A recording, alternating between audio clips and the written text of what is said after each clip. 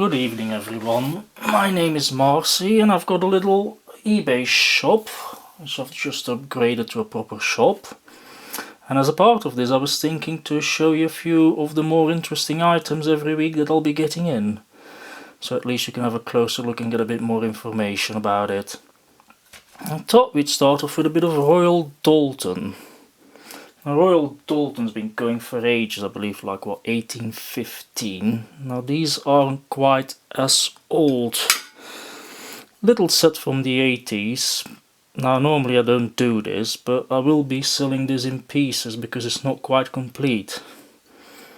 Even stranger enough, it's got two of the big serving tureens, which on their own are worth quite a bit, but still not as expensive and quite affordable as a 1800s piece. Now, something else that came from Stoke-on-Trent as well, or well, was made there, is a cute little antique plate. Now, if it wasn't for the fact that it was an antique, I would be using these myself, but I can't. Now, this should be around the turn of the century, and was made by j.goodwin, stoddard and company. The back stamp changed in 1936, so at least it can be predated to like around World War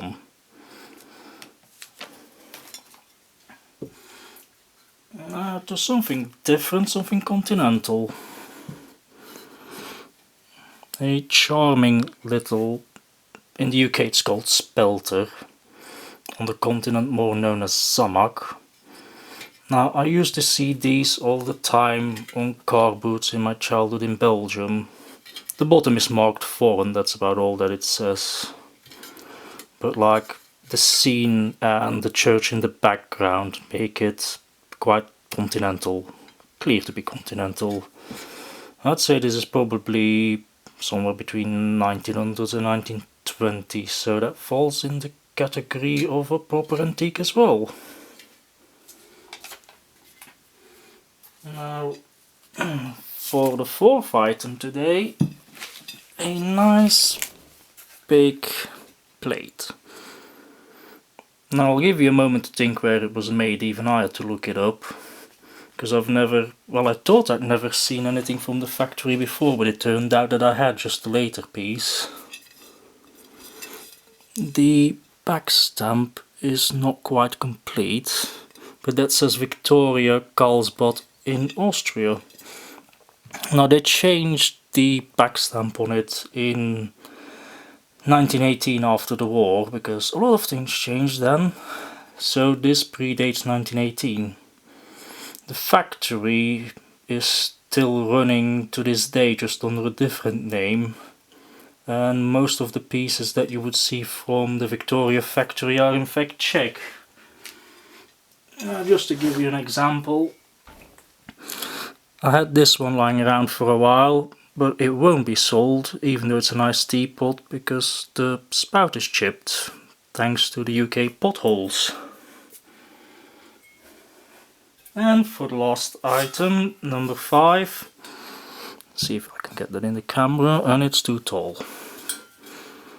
Let's see if I can turn it a bit sideways. That's something that I brought back from Belgium last month.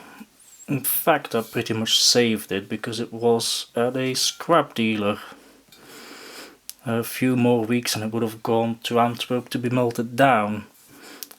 World War I trench, just reading the back of it now, dated March of 1916. It's a British 18-pounder shell.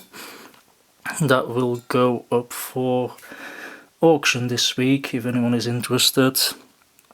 And happy bidding on it. Thank you for watching.